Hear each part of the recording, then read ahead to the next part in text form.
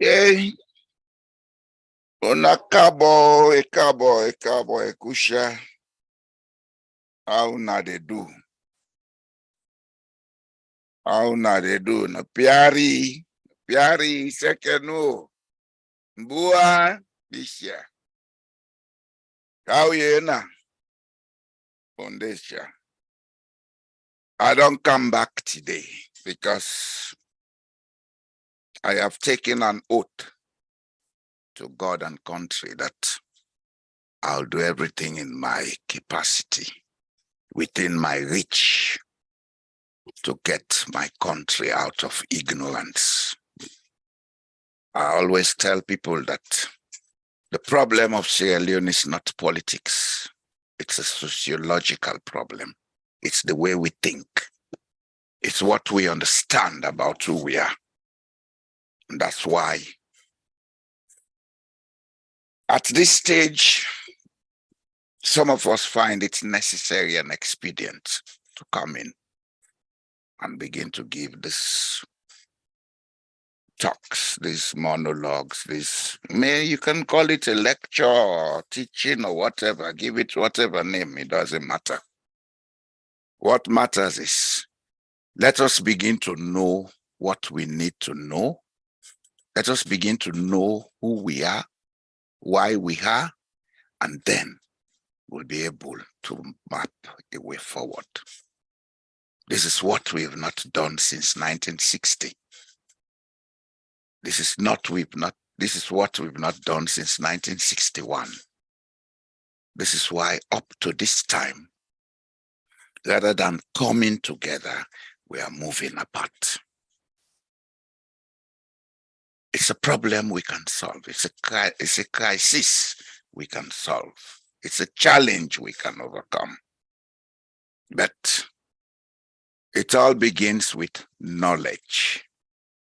There was a time when I was in school, we used to have these literary and debating functions every Friday.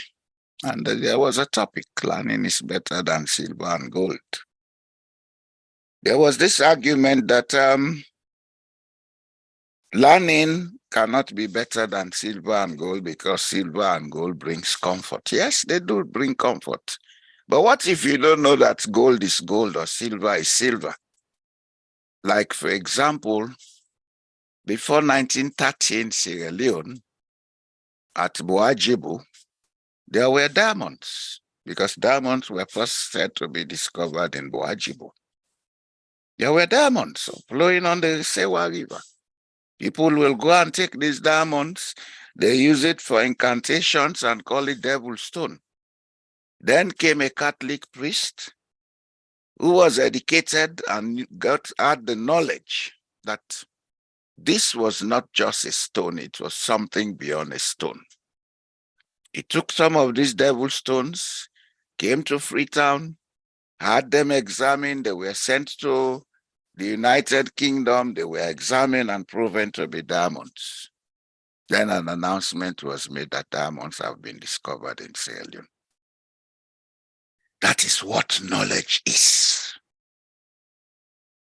Simply put, in the abundance of water, the fool will always be thirsty. And honestly, that's what we have in our country. And that's why some of us have said, instead of wasting time talking gibbish that is called politics, let us begin to educate the people for them to know what they need to know. Knowledge is supreme because God is knowledge. God is absolute knowledge. God is the beginning and end of knowledge. And he made man, as we are told by the Christian scripture, he made man in his image and likeness.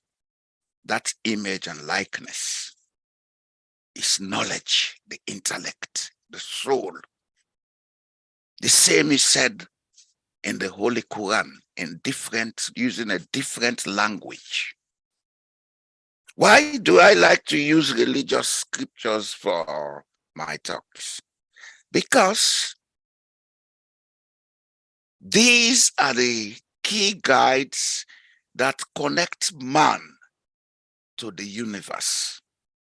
But again, these same books have been grossly misunderstood and misinterpreted.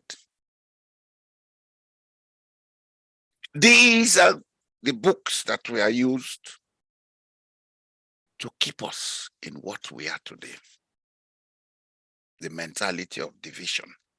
They will come and tell you Islam is better than Christianity. Christianity is better than Islam. Both are the same thing. It's just a difference of tradition and interpretation. That mentality of division, that mentality of superiority and inferiority that has been taught to us is what we are taking to levels that we don't need to. Because someone speaks Timni, the other speaks Mende, the other speaks Susu or Limba does not make them different. It doesn't. It doesn't. Languages grow. They grow out of circumstances and environment and interaction. The English language as it was before the Englishman started traveling the world is not the same English language that we have today. Today, we say it's the most spoken language globally. Yes, correct, because they traveled a lot.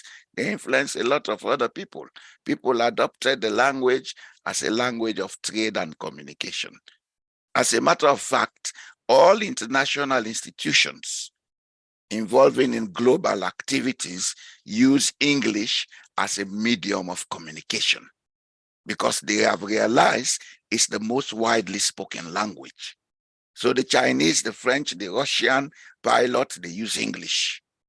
The Chinese, the French, the Russian sea captain, they use English, etc., etc. Languages grow. Languages didn't come from heaven to earth. They grow out of circumstances, necessity, and even environment. Above all, languages reflect the level of technology or knowledge base of a society.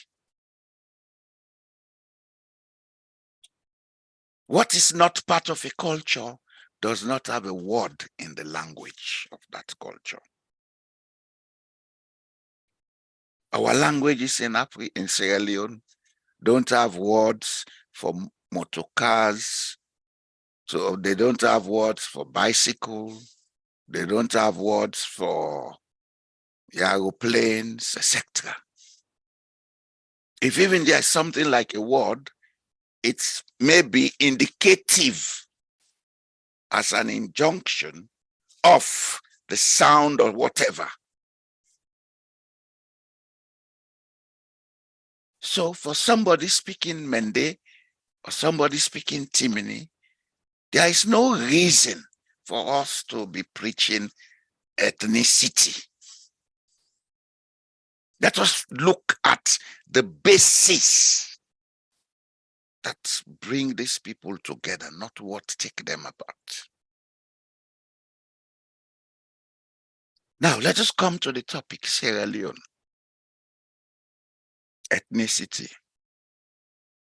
And let us look at the broader picture of West Africa. Let us look at the closest picture of the coastal area of West Africa, extending from Mauritania right down to La Côte d'Ivoire. That area that is called the Upper Guinea Coast. Because why do we have to use this kind of perception? Because in those days, when there were no fast transportation systems, it took time for people to travel. It took time. My great-grandfather left Freetown for Mecca. It took him 3 years to go through the Sahara onto Egypt by horse and back to Sierra Leone. 3 years in those days. Also, look at the environment we are looking at, the vegetation, the climate, heavy rainfalls, etc., etc. Think back thousands of years, and you'll see that these were factors of limitation, especially for movement. So therefore, let us look at West Africa as we know it. Then let's come very close to this area, starting from Mauritania down to La Côte d'Ivoire, which is called the Upper Guinea Coast. The Lower Guinea Coast moves between Ghana and Cameroon. Let us look at how people have been living and interacting within that axis. Then we'll begin to see that these people, though today we speak different languages, they had coexisted for hundreds, if not thousands of years together. And because of this coexistence, there is so much commonality amongst them than what divides them.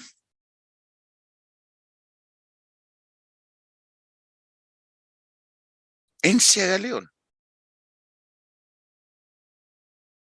let us take certain indicators of commonality. Let us look at the surnames.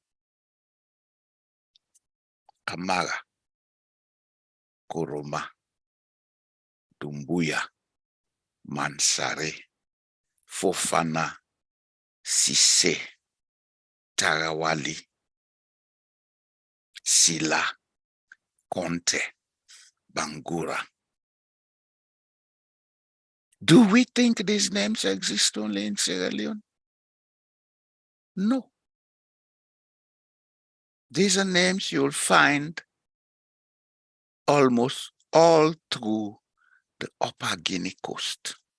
Maybe not in Liberia, not in La Côte d'Ivoire, but the northern half of the Upper Guinea coast, and stretching into inland West Africa, maybe as far as Mali or even Burkina Faso, you'll find these names.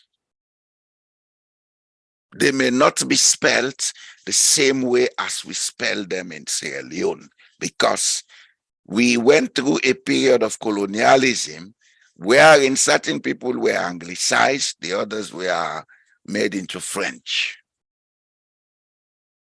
But by and large, if we do our research properly, we will see surnames are common between Sierra Leone, Guinea, and Liberia, Guinea-Bissau, Senegal, and Gambia.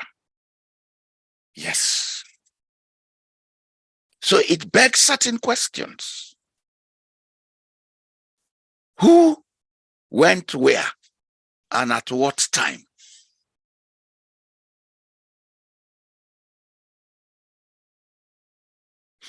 The problem we have with our anthropology and history is that there had been several narratives, each coming from maybe a perspective that did not take consideration of the people for whom this narrative was built. Maybe it took consideration of the interpretations and understanding of the narrator. And that is why when you are looking or reading anything connected with the history and anthropology of West Africa, you have to read beyond and interpret beyond what is written on the book or on the paper. It's just like reading through religious scriptures. The meaning is always deeper than what you read. You have to have the ability to do open, unbiased interpretations, or what is called hermeneutics, for you to be able to understand the meaning.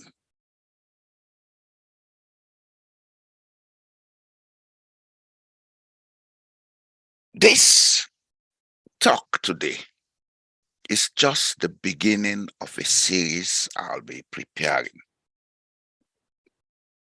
I am not claiming to know it all, but I have done a 5-year research, and I'm continuing with this research, which is costing me time and maybe money, because most of what we need to know about ourselves is there, but it's locked up in some archives or whatever that you have to pay for before you can have access to it. Originally, I wanted to do this to write a book but I decided on not writing a book. Maybe I'll do it at some later date. I decided that instead of writing a book, it's better I think about making short documentaries. Well, of course, these talks, the podcasts, and other things that will follow will be part of the build-up. Why this build-up? Because for a country to develop,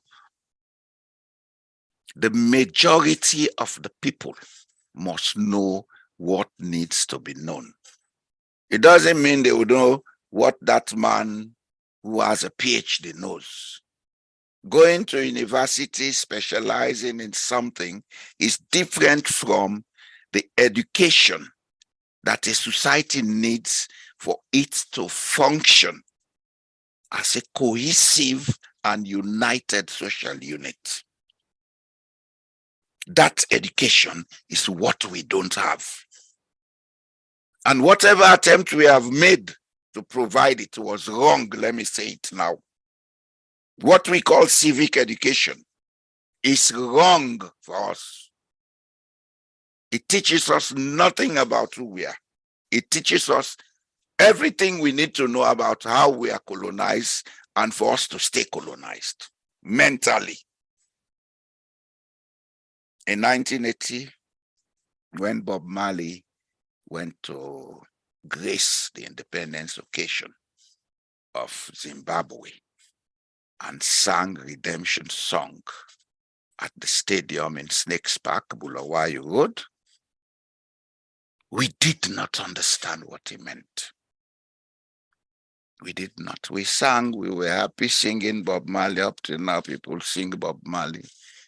But how many of us do understand the philosophical message behind what that gentleman was singing?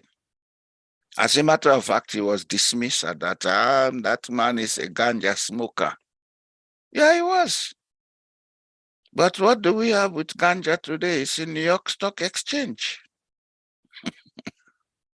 It is. So, who is fooling who? You see, one thing and one reason why I'm taking my time to do these talks is that over my lifetime talking to Sierra Leoneans, one thing I find very unpleasant is that we are so colonized that what we think we believe in, if somebody comes with an idea contrary to it, we dismiss that person.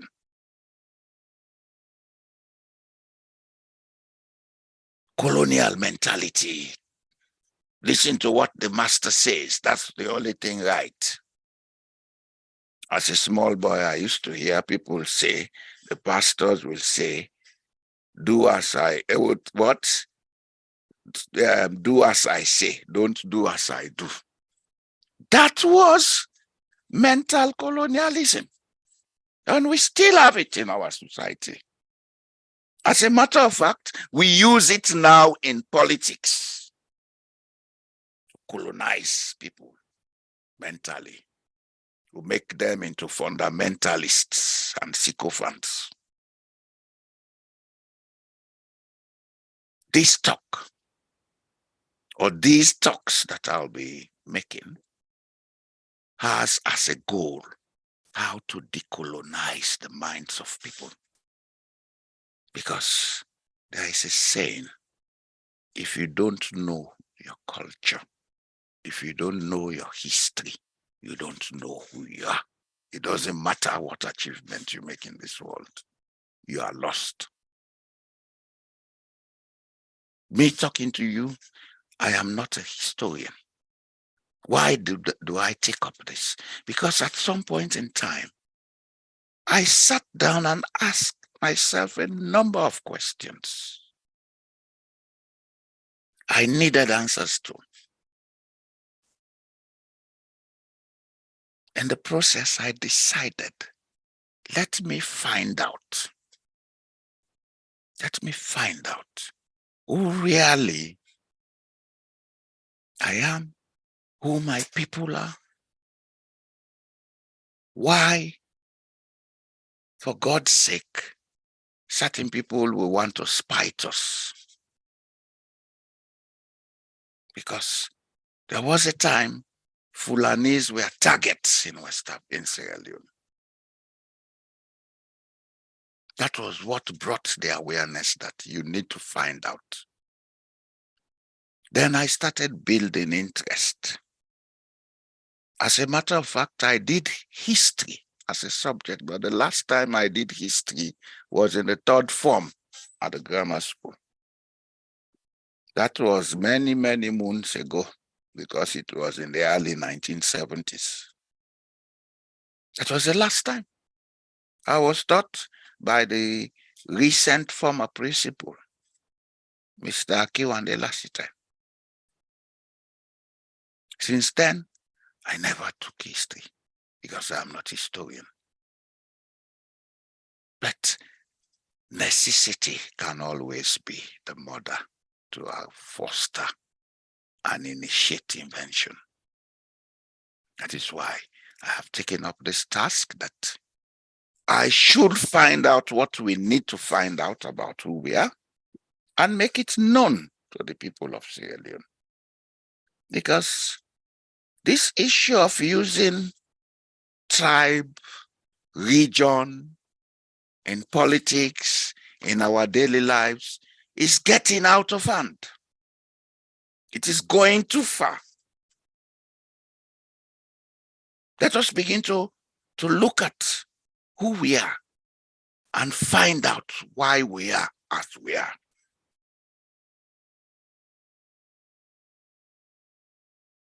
I have just mentioned surnames. For God's sake, the man who is a Kamara, born in Pujeon,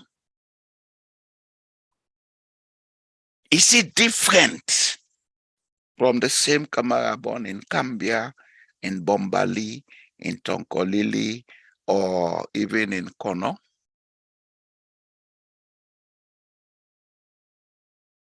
In Kono, we have a chiefdom called Kamara. Have we ever sat down to find out why that chiefdom carries that name? Do we know who Kamaras are? Where they came from? Why they came to Sierra Leone? As a matter of fact, Kamara is the most popular. It's the most common surname in Sierra Leone, Guinea, and some parts of Liberia. Have we ever sat down to find out why? What is the relationship between the Kamaras, the Koromas, and the Mansaris? Have we ever sat down to find out? Then look at the place names in Sierra Leone. How many of us are aware that in every part of Sierra Leone, or if we take it in the administrative sense, in every district in Sierra Leone, there is a place called Sumbuya. Sumbuya. Sumbuya. In Guinea, they have music singing about Sumbuya. Don't we see the connections? Look at the whole of Sierra Leone. Look at Liberia. And look at maybe some parts of La Côte d'Ivoire.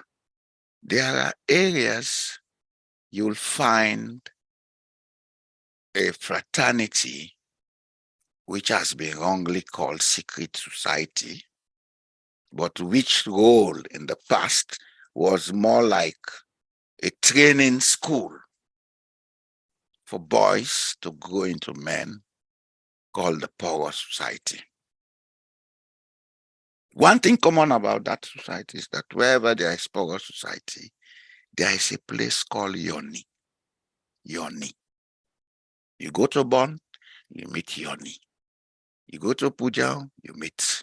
You come to Tonkolili, you meet it. Bombali, you meet it. Koinadugu, you meet it. Kailaung, etc. Can't we see the commonality? Can't we?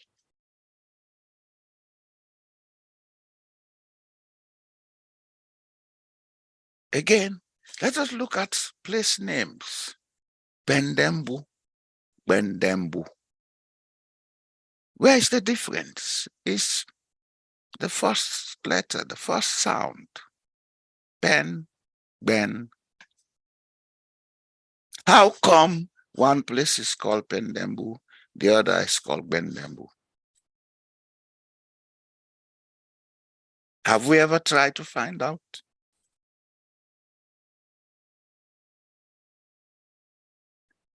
Look at the names we find across northern Sierra Leone of certain places, and look at the same names we find in the east of Sierra Leone. There is a Koya chiefdom in Port Loko district. There is a Koya chiefdom in Kenema district. In Port Loko district, the headquarters is supposed to be Songo, but it has now moved to Masheka. In Kenema district, the headquarters is Bauma. Can't we see the relationship? Where is this education we claim to have, preaching division? Where is it? In Kenema, we talk about Nongowa. Nongowa. In Bombali, we have a chiefdom called Bendembu Nongowao. Can't we see? What education do we have if we cannot realize these simple facts of similarities?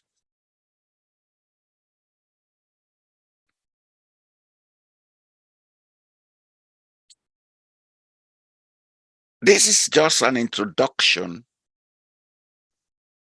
of a number of talks I'll be giving, and I'll be providing references because unfortunately, I cannot use the materials on this talk. There will be copyright infringements. But from now on, whenever I'm giving talks, I'll give you references. Go and find out if you are interested. Go and read them if you are interested. Because it's high time we begin to know and find out why we have 3 key languages that are spoken all over Sierra Leone. Then we have 18 or 19 other languages. Some of them have almost disappeared because the speakers, the original speakers, have now adopted another language. Like, for example, in Koinadugu, there was a small group called Sonenke. That linguistic group is gradually disappearing. They are becoming Jalunka. In Pujang, we had Vice and Galines, who have also almost disappeared. They are now speaking Mendi.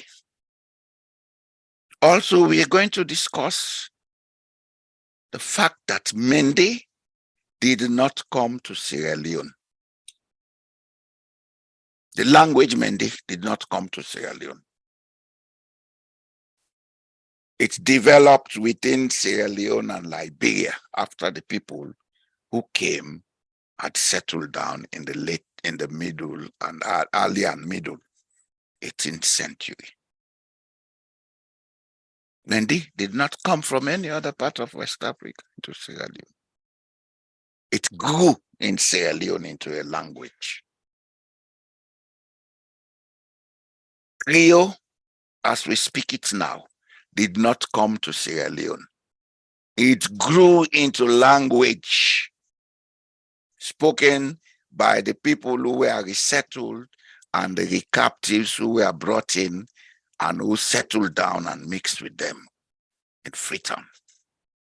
Timini did not come to Sierra Leone. It grew over time. Yes, I am going to give you evidences to prove all of this. Shabro or Bolom did not come to Sierra Leone. It grew over time. As a matter of fact, there is a strong connection between Shabro or Bolom and Kisi. I'll prove that. These are the nitty-gritties that we need to pay attention to. Then it will tell us who we are, because there are 3 bloodlines in Sierra Leone. If we know the connection between these bloodlines, then we'll know that we are one people. The one people. That slogan of SLPP, one people. Yes, we are one people. Speaking different languages.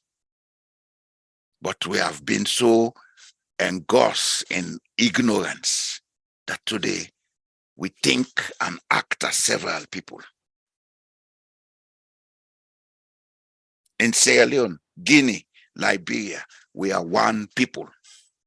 As a matter of fact, these 3 countries that today form the greater part of the Mano River Union, we at one point in time a kingdom that rose up after the fall of Mali and after the fall of a northern kingdom that was between Mauritania and Guinea-Bissau that was called Kebu. All of these will be made open and with references for people to find out. We need to find out who we are. Then we'll be able to live in peace. Be able to live in peace. We'll be able to think together. If we cannot think together, if we cannot all participate in the affairs of building up a country, then nothing will work. Nothing. There is a difference between having access to money, cash, and living affluent life and creating wealth. Wealth creation is what we have failed to do. And that's why we have become a dependent people. It's not only in Sierra Leone, it's all through Africa. Our heterogeneity, too many different linguistic groups, has held us apart such that we cannot work together. They say in English, many hands make light work. Many brains make the master brain. And one thing we have to begin to understand, there are no superior brains. There are no superior brains. That mentality of superiority and inferiority is one thing we have to get rid of. And we would only get rid of it if we know our history, if we know how connected we are. There is nowhere on earth where you'll find a superior brain. There are only differences in talent. Every human being, whether Western educated or not, has a talent. That talent can be converted into a good or service depending on a number of factors, primary of which is how collective the people can think. I can have an idea. Alone, I have limits to the extent to which I'll develop that idea. But if there are other people I can sit and discuss with, we brainstorm on that idea. With time, we'll begin to see the emergence of ideas within the same radius of that original idea that will make the idea grow into some innovation. What we call today technology is not a one-man business. As a matter of fact, one thing that technology has done to the world is it has brought the human race closer in terms of cooperation and collaboration. We will take our iPhone, we download apps, etc., etc. These applications that we download and use, they are not made by one man. It's not possible. It's not possible. Technology is so vast that everybody has a role to play. Like William Shakespeare said in his book, As You Like It, all the world's a stage, and every man and woman merely players. If we understand that, then we would understand what it means for us to work collectively, think collectively, act collectively. And that is what makes preaching ethnocentrism and regionalism ignorance par excellence. Imagine yourself. Let us imagine that we have one ethnic group and one region that has everything the others don't have. What do we expect to happen? You think the others will sit by and say, no, let us allow them, they have the God-given right? No. No. Gone are the days when we'll preach superiority by saying, this is not Creole, this is not Mende, this is not Timini. No. That's the highest level of unethical relations.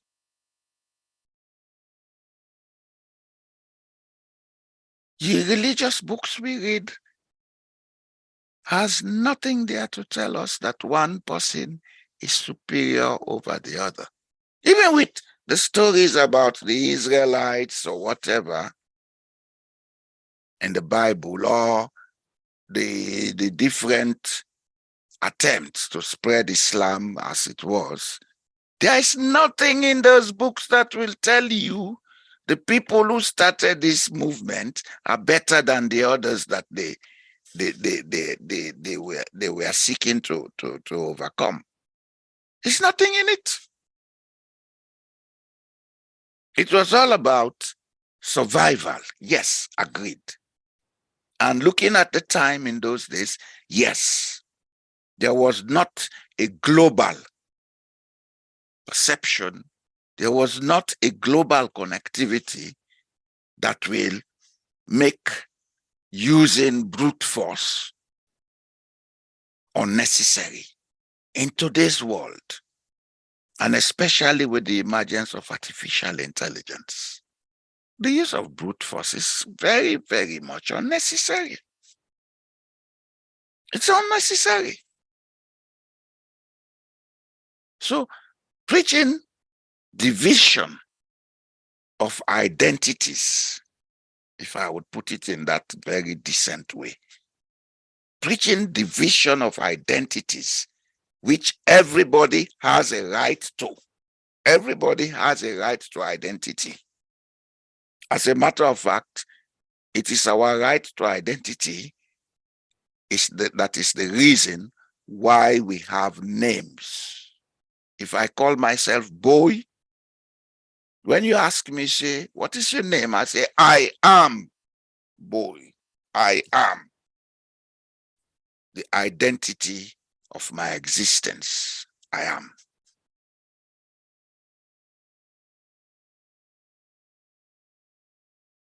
If you ask me, what tribe are you from? I may decide not to answer you. Or if I'm going to answer, I'll tell you, I speak. Or I am from this group.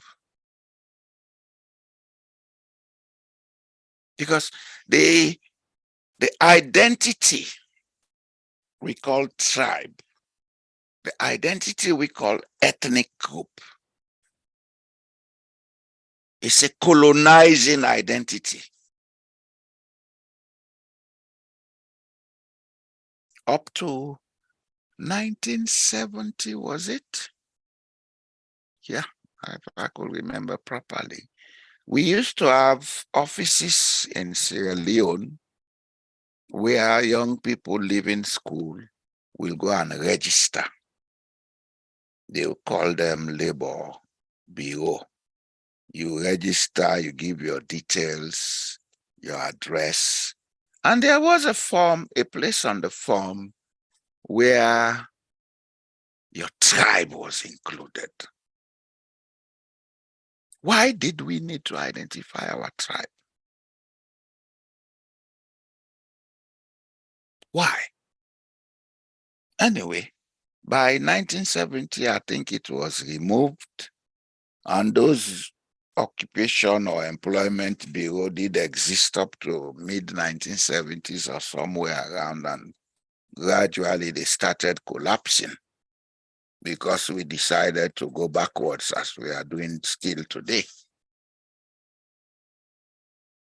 The essence of bringing all those things in is that if we had been in that situation where we would classify ourselves in a divisive way, and it has become a culture that is even today affecting us worse than it used to be at that time, then I think it's high time we begin to look at how to reverse. Because this culture of division should not continue. It should not. Sierra Leone has everything that we need, but because we are not united, we think as clans, as tribes, as regions, as separate families. That's why we cannot harness the potentials of that country. We don't have that many hands to make the work light. We don't have that many brains to think and make innovation easy. It's all about me, I, and mine. That's what we need to put away. The ego was not made to be misused. It was made to be used for innovative purposes. Please let us get that clear. Your ego should drive you to create something. It should not drive you to use impunity over others. It's wrong in human, because every man, every living thing, everything in existence is equal in this universe. Mankind is equal in the sight of God. Yes. But the Muslims, they came very close to that in a direct way, that when God created man from clay by breathing part of himself into the clay, and the clay became alive, he commanded the angels to bow down and worship what he has created. And then one of them said he will not, because God has created something that will cause trouble and destroy the world. They say that was Satan who said that. It's a story we cannot verify or deny. But it came very close to the fact that we are all equal in creation, and each man in the generic, man, woman, child, has a talent, because the power of intellect is within. Each man has a talent, and that talent is the power of God in us. It's the tapping of these talents, the harnessing of these talents that we are failing to do in Africa. That's why we have always been in poverty. We've always been fighting each other, killing each other. Why do we have to, when we're all brothers and sisters? A Kamara in Pujang, because he says Boa Bishia, we look at the Kamara in Pujang and say Mpiari Seke as the enemy. Why? Tell me.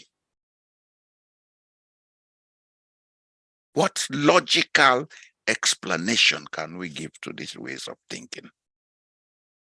A Kanu in Putloko may want to look at a Mansari in Kailang or wherever as a different person, the enemy. Why? Have we ever found out the relationship between the Kanu, the Mansari, or the Traore and the Tarawali, or the Banguras and the Silas?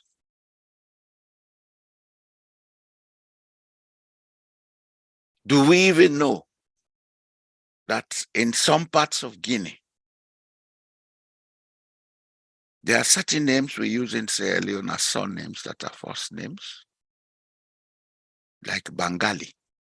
Bengali is a first name. You hear people say Bengali Sila, Bengali Konde. Where is this education that we claim? Where is this national unity that we are preaching? Coming with theories from lands that don't fit into our land.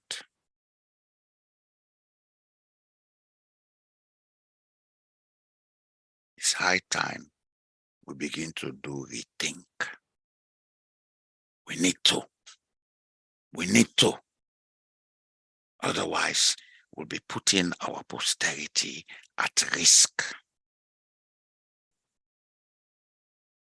For us to be able to do a rethink, we need to dwell into our culture, our anthropology, to find out what needs to be found out. It's all there for us to find out. Let me tell you, it's all there. As a matter of fact, whatever history we need to know has been written down. It's either in Arabic, locked in some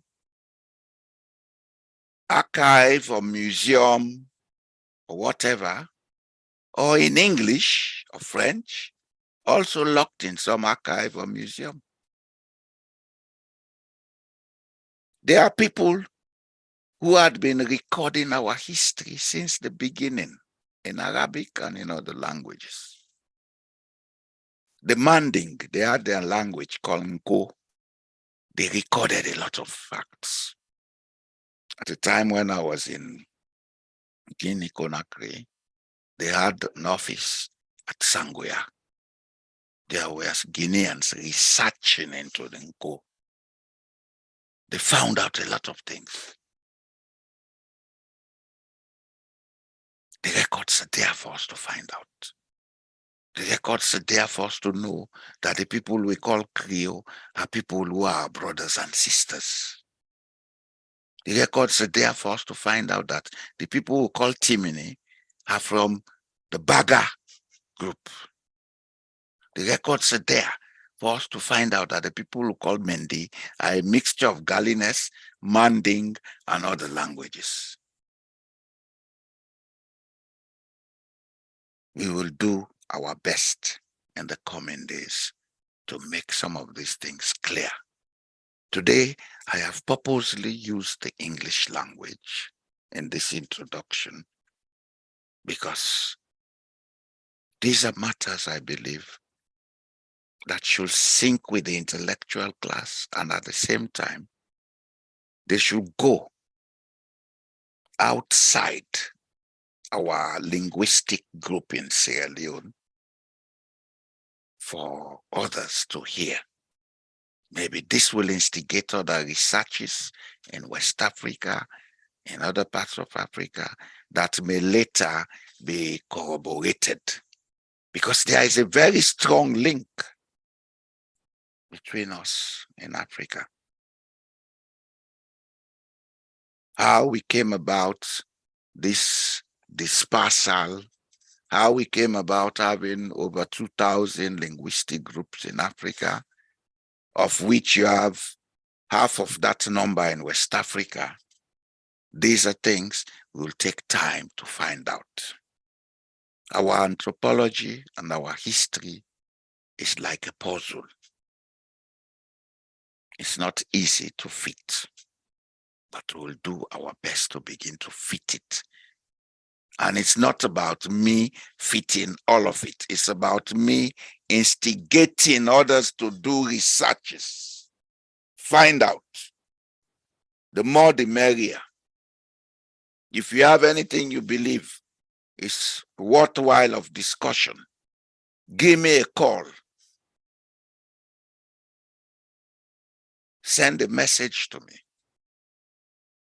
I'll gladly bring you on board so we come and have a discourse, so that we'll make knowledge the foundation with which we are going to build, identify, harness, and build our empires of silver and gold. It's time to begin to go down that path, because that's the only way we are going to emancipate from mental slavery. I thank you for listening to me. I'll take my leave today. Thank you, and I'll come again on Friday. I do it twice a week, talking what I have to. And I believe it's going to benefit a lot of people. Have a nice week, people. Have a nice week. Let me leave you with Cabo.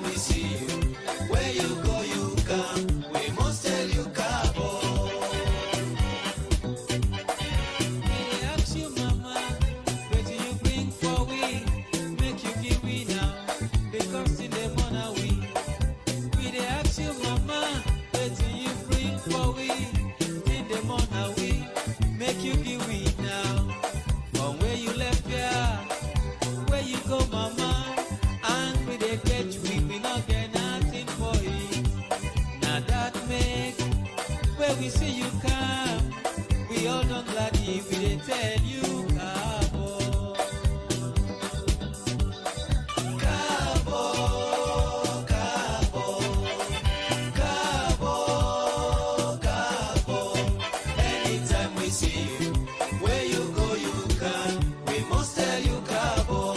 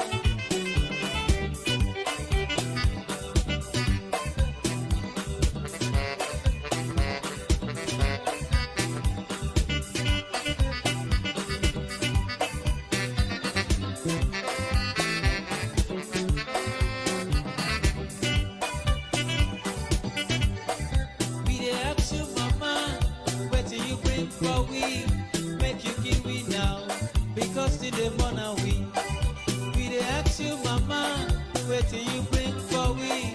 Make you give me now, because still the mona we.